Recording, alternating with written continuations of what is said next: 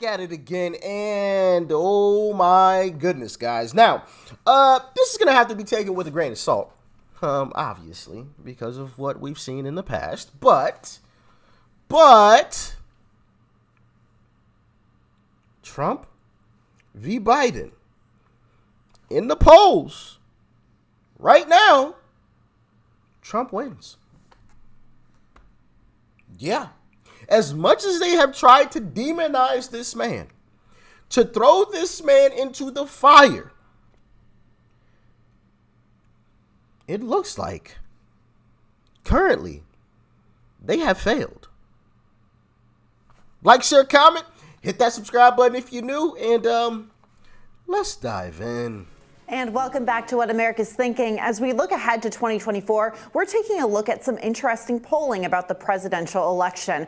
According to a new Emerson College poll, 58% of Democrats said President Joe Biden should be the Democratic nominee, while 42% say it should be someone else. That same poll shows that Biden's approval ratings is 44%. That's up from a November survey that found that only 39% of Americans approved of the president's job performance.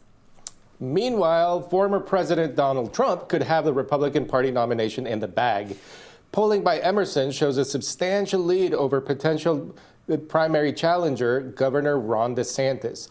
With a substantial 26-point lead in the primary challenge, that's even with Governor DeSantis picking up 4 points since Emerson last polled voters on the issue in November.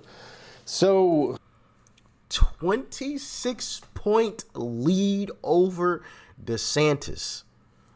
26. Now, once again, we have to take these polls with a grain of salt. All right? We've seen polls be wrong. Okay? But 26 points is insane. Insane. And the fact that he's even beating Joe in general, with all of the negative press, with all this stuff. I mean, the J6, you had the whole committee with the whole sham on TV and made a whole production show out of it. Everything, the raid, everything.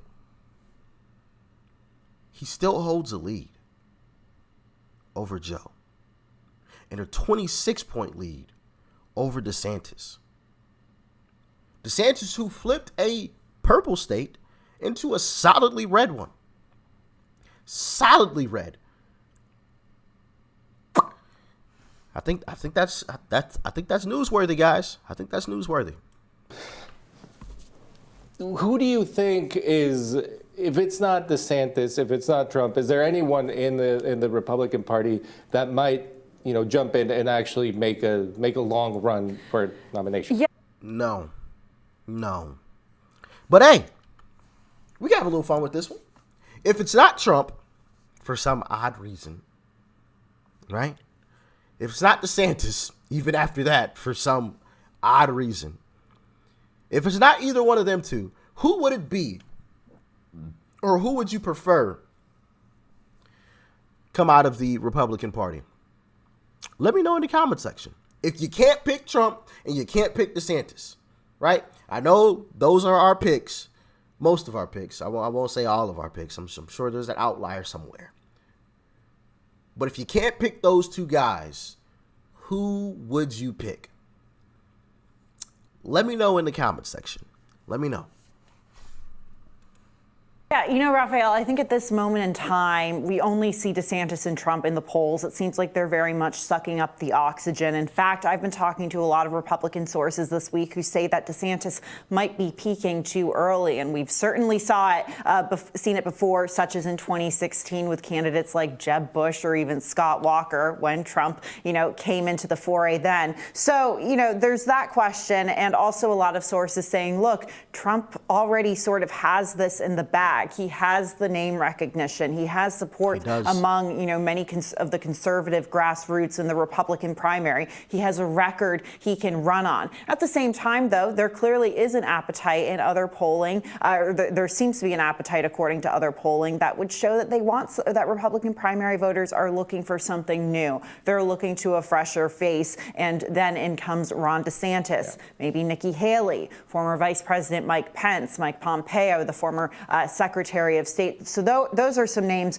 Another name that some sources have been floating to me, and I've seen it written about a little bit, and obviously, this is something rather new, but Georgia Governor Brian Kemp is someone who has been floated a bit. I mean, he's very much seen as a tried and true conservative. I could see him giving it a shot. He, was able to defeat the Trump faction in Georgia. He's distanced himself from the Trump faction while at the same time keeping a hold on those conservative voters. A lot of Republicans look to his gubernatorial election in 2022 as a blueprint as to how statewide Republicans across the country should win an election. So, he's another name that we should be keeping an eye out on as well. I don't know if he's necessarily been asked about it. He hasn't been included in this list as those some of the others I just mentioned, but something to keep an eye on. I think you're right. I think Kemp and Virginia Governor Glenn Youngkin, yes, I think is another interesting character. And I think the big difference that we can see in the way they express themselves, they certainly. I'm not familiar enough with Glenn Youngkin, just being completely honest. So yeah. What do y'all think? Glenn Youngkin? Let me know. Are not rhinos, as as the saying goes. What do you say? They certainly are not rhinos, as as the saying goes. They have been conservatives their entire life. They don't get called moderates very often, but they take a different approach to the culture war issues that really fuel Trump's popularity. And that Ron DeSantis has really tried to make his own by attacking wokeism without really being able to define it and sort of going to war against the concept.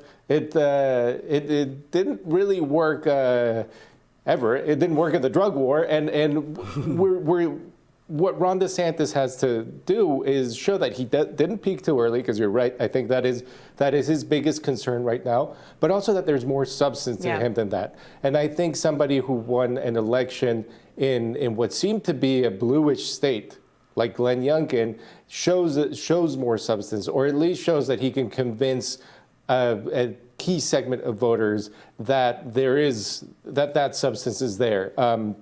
But so on the Democratic side, who could play a Ted Kennedy to Jimmy Carter role? I don't see anyone who really wants to pop their head up above the clouds. I don't really see anyone either. I think they're, with the State of the Union next week, with Biden performing and, Democrats under Biden performing very well in the midterms. It seems like for the most part, Democrats have this theory and this strategy of saying, look, we got to keep united, because of course we know what happened in the speaker's fight earlier this year when it looks like a party is in disarray. Democrats don't want to do that because they already look better, because they are already so united compared to the Republican Party. So I think there will be a coalescing around Biden, or there appears to be a coalescing around Biden. That being said, though, moving on to 2028, for example, and, there still seems to be this looking at future stars of the Democratic Party, because President Biden is 80 years old. If he wins re-election in 2024, there will be another nominee in 2024. They have no one. What are you going to do? Newsom? Look at California. It's run terribly. AOC, she can't even convince people in her own town to love her. Come on. No, they have no one.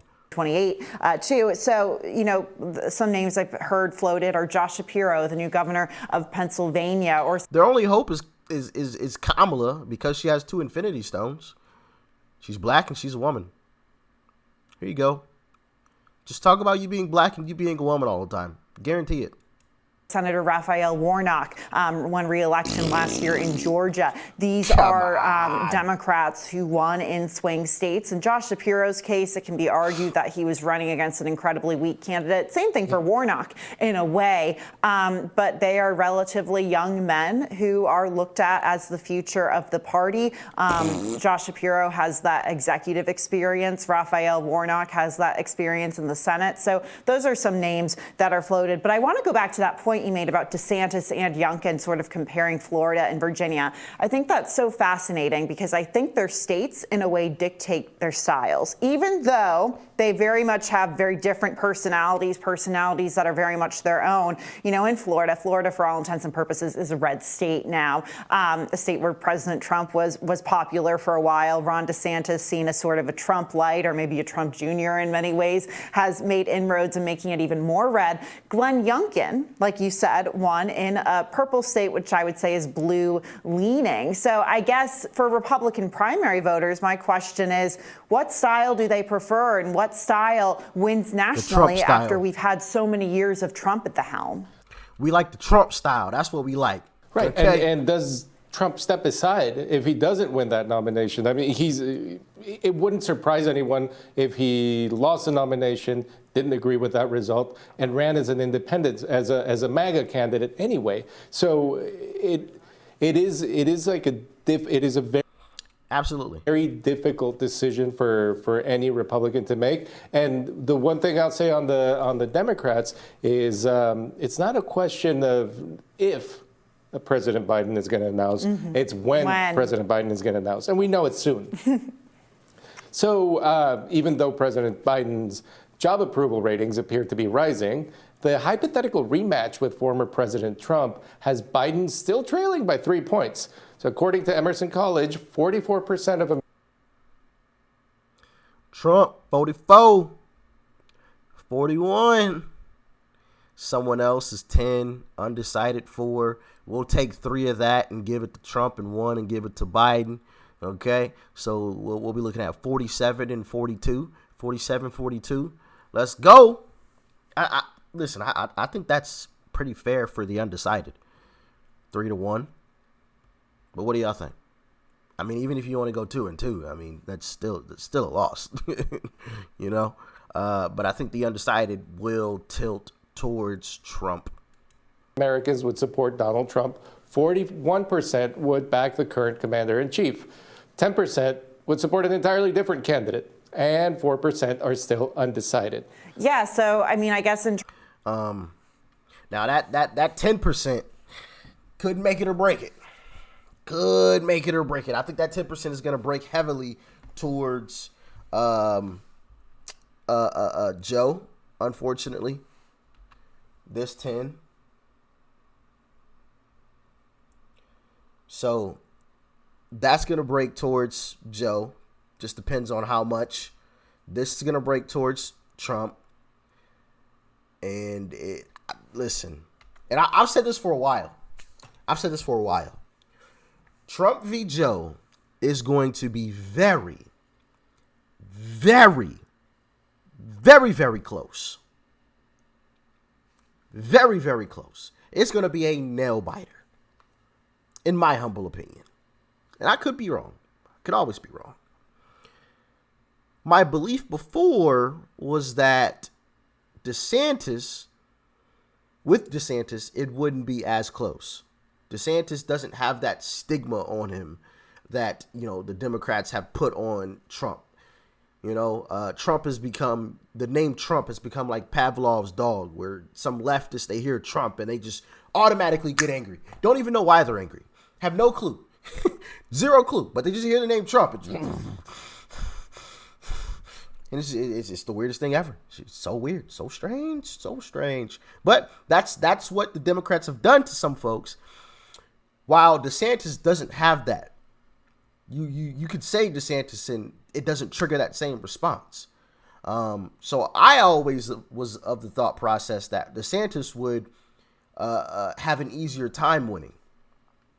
I prefer Trump, but that race is going to be a lot closer. But with these polls and Trump being or leading DeSantis by 26 points or 20 points or whatever it was. I think it was 26. I don't know. I'm second guessing myself. But what do y'all think?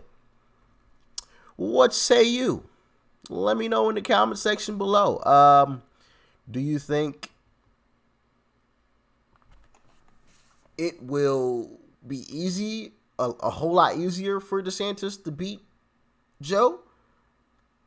Or do you think Trump would have an easier time beating Joe than DeSantis? DeSantis would lose, but with Trump, it would be close.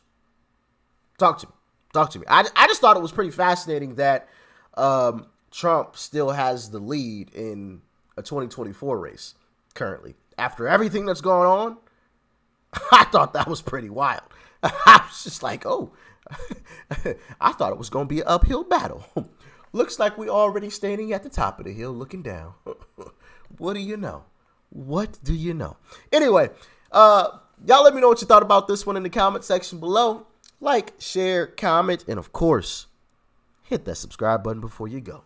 Peace and love. I'm out.